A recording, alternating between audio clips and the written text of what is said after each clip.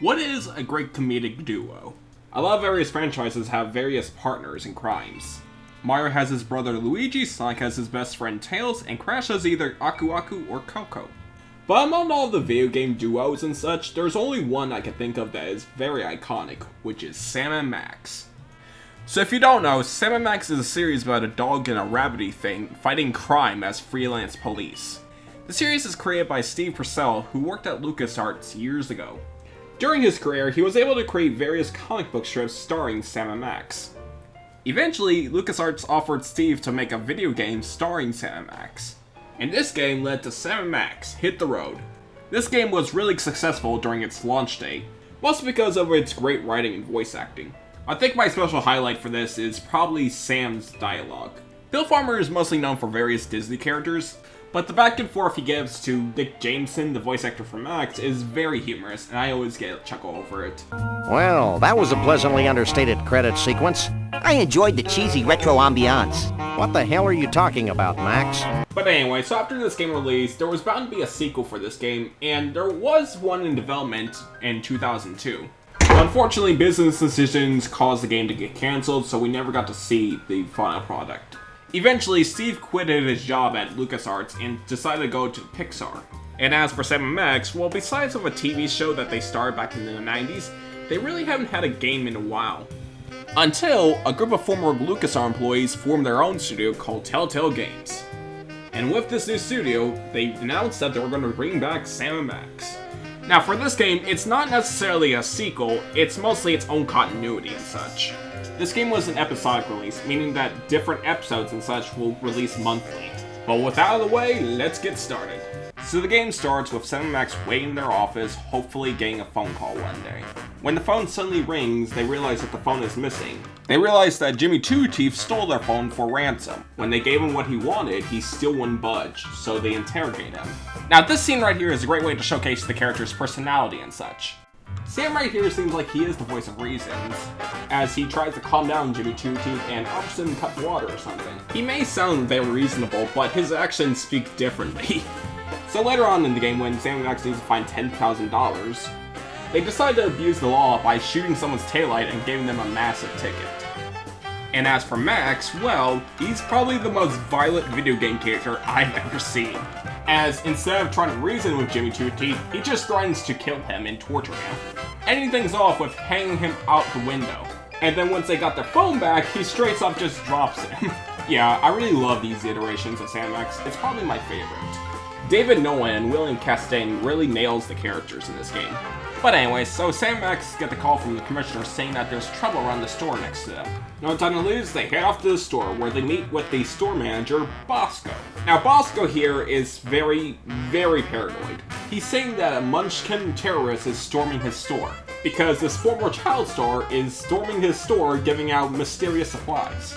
In fact, 3 child stars are running around during their neighborhood. These are the soda poppers, and they were very popular in the 70s, and someone hypnotized them to do their biddings. The only way to snap them out of it is to knock them in the head. Can you believe we get paid for this? I love this country. You made me mess up. Now this is quality television. After interrogating all the soda poppers, they realized the person in charge of all this was Brady Culture, who owns a building for former child stars. After one slip seeing if they have an artificial personality disorder, they finally confront Brady Culture. Unfortunately, Brady was able to take both of them out with his hypno ray, as Sam became one of his personal servants. Call the CIA! Call Interpol! Call Mickey Rooney!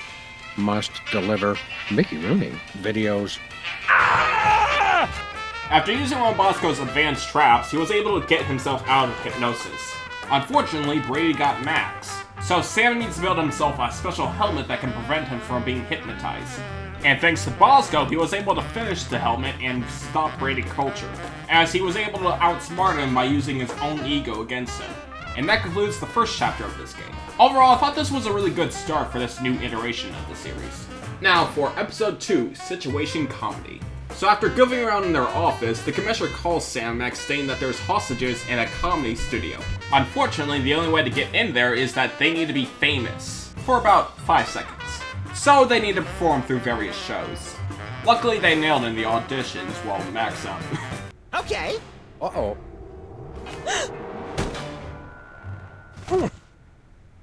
Idiot. The guy literally did it with no hesitation.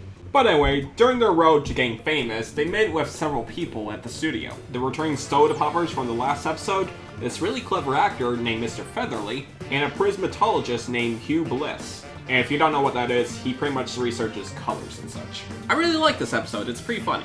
I really like the sitcom parody they do in the beginning part, where they try to trick their landlord into eating cow poop, and then when they try to sabotage one of these game shows, they end up blowing up the entire place. This all concludes when they finally meet with the perpetrator of the area, Myra. They realize the reason why Myra's keeping them hostage is because she's been hypnotized as well. After tricking Myra into electrocuting herself, they were able to free the hostages, although Sam wonders why are they getting another call about hypnosis.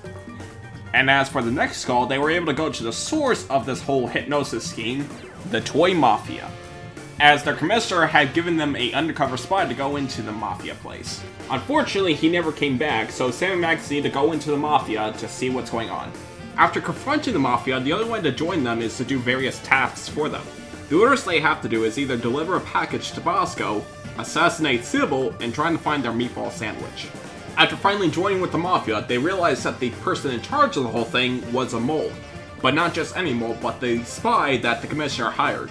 After realizing the new people that they hired are police officers, they then send them off for a car chase. After Sam and Max defeat the Goonies, it's time to finish things off. After tricking them all into thinking that they've been hypnotized by him, they then use his own teddy bear against him into thinking that he's on fire, which led to him getting sucked up into his own machine, blowing up the entire building. Thus ending the third episode of Sam and Max. Although for the hypnosis scheme, things are going to get worse for them. As for the next episode, Abe Lincoln Must Die, they get the call from the commissioner saying that the president has gone nuts. This angers Max as they're about to order mandatory gun registrations to all. And Max doesn't like his guns being messed with, so they head up to the White House. Once they arrive, they realize it's another hypnosis scheme as the president seems to be hypnotized. After cleaning the room with everyone in there, Sam and Max then punches the president in the head. However, they inadvertently assassinated the president as his head went flying out the window. Once the higher-ups return, they realize that the president has lost his head. What have you done? He was like that when we got here. Sam did it! So these two numbskulls managed to off the president. It was a deep tissue massage gone horribly wrong. Ninjas. Sam did it! So to put in the basics, the Toy Mafia was in charge of the government in this game, as the president that they punched was just a puppet for Chuckles, the higher-up that we see right here. Since Sam and Max interfered with his plan, he has to resort to Plan B, which is reanimating one of the most important presidents, Abraham Lincoln. Sam and Max needs to stop this robotic Lincoln, as if he wins president, he'll hypnotize the entirety of the United States. And so Sam needs to make Max the president of the United States. Since Max will not have a fighting chance against Abraham Lincoln, I'm a uniter, not a divider. I foresee an America under one rule, an iron-fisted rule. One rabbit, one law. Let your neighbors know that dissent will not be tolerated. All hail Max. So yeah, Sam needs to sabotage Abe Lincoln's campaign to make sure Max wins. They are able to do so by tricking him into saying controversial things. Once Max has been elected president, Abe Lincoln went onto a robotic rampage around the city. So in order to stop this robotic Lincoln, they need to go into the war room. And after launching a giant missile against Abraham Lincoln, they are able to beat both him and Chuckles, winning the day. Now for the second to last episode of this game. Back at their office, while Max is still president, they've been called by the commissioner that there's been a computer crisis going, as there's this popular virtual reality game that's going around that's hypnotizing people into staying in the world. Sam and Max needs to go into the virtual reality and figure out how to stop this hypnosis scheme from going anywhere else. So yeah, that's pretty much the story of Sam and Max before we get to the final episode. But before we do so, let's talk about the gameplay a bit. So Sam & Max is a simple point-and-click adventure game, as you play as Sam trying to interact with various objects and trying to solve a puzzle. For each episode, there is a similar puzzle that you need to solve. Like Bosco, for example, has a special item that Sam needs to use to solve the case. Unfortunately, for every episode, he raises the price into ridiculous numbers. Like the second episode in, he literally charged $1 million for an inhaler strapped to a helium balloon. I really like Bosco because he gets so paranoid it gets kind of ridiculous. Because for every episode, he finds himself wearing a disguise that fools no one. And as for Sybil, well, she's not as crazy compared to the other characters. However, for every episode, she tries to find a different job and changing her business decisions a lot. In the first episode, she was a therapist, and by the fourth episode became a dating service. But after getting dumped by Abraham Lincoln, she then became a date service, as in having a device that can tell someone's history. There's also this weird person that constantly arrives, named Hugh Bliss. He's a famous magician, as he can do magic tricks. And as I said before, he studies on various colors and such, which is why his themes are on rainbows. You also meet a lot more characters, but the main point of this game is to interact with these characters and listen to various dialogue and such. It's very enjoyable seeing what Sam and Max thinks about certain objects or certain people and such. Like in episode 5, where they find themselves in cyberspace. My favorite part was when they whack Bosco in the head with a wooden sword. There's a lot of funny physical humor in this game, and that's what this game nails, that is the comedy. Now visually this game looked really good back in the days, but for the remastered version it looks very stunning. The brand new lighting engine really makes this game pop in a way that the original just didn't. The music is also top notch. It gives it a really nice and relaxing jazz vibe, kind of like a New Orleans style. With my favorite being the menu for the remastered version because it really has this really chill vibe to it. Now with that out of the way, time to wrap up this story. So after their last case, they find out who's in charge of this entire thing, named Roy G. Biv.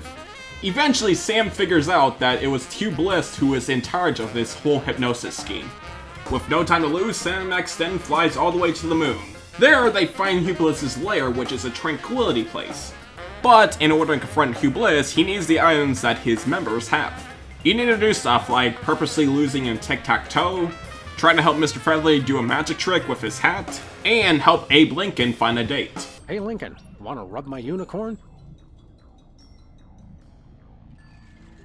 Never mind. So eventually, as Sam and Max find enough items to get to Hugh Bliss, unfortunately they are too late as Hugh Bliss is already doing his master plan by hypnotizing the entire world. Hugh Bliss knows how dangerous Max can be, so he separated his body parts that's based on his worst traits.